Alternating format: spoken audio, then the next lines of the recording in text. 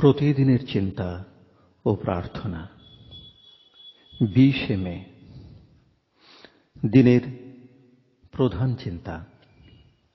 ছলনা করিয়া কেহ সরল বা নম্র হইতে পারে না। মুখস্থ করা যায়, আসি যবে সম্মুখে তোমার প্রভু।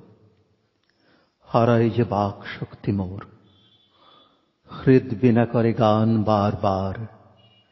জিহ্বা তবু রহে শব্দহীন, আমি যবে রহি তব পাশে, হে প্রভু আমার। উপদেশ। আমরা যে সকল চরিত্রবান লোকের সংস্পর্শে আসিয়াছি, তাহারা সকলেই আশ্চর্য সহজ ও সরল।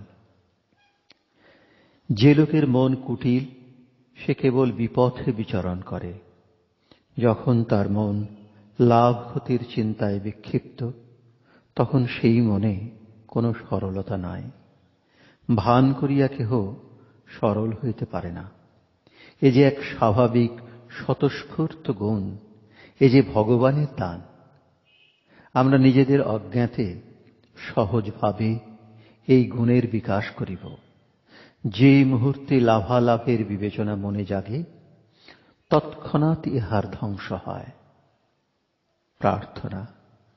যিনি এ জীবনের অফুরন্ত উৎস, তিনি যেন আমাকে সত্য সাধনার জন্য আন্তরিক আগ্রহে উদ্বুদ্ধ করেন।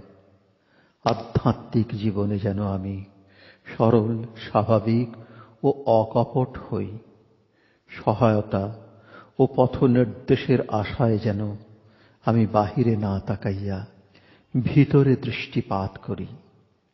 সেই মহাপ্রভুর প্রতি আমার ভক্তি যেন অবিচলিত থাকে।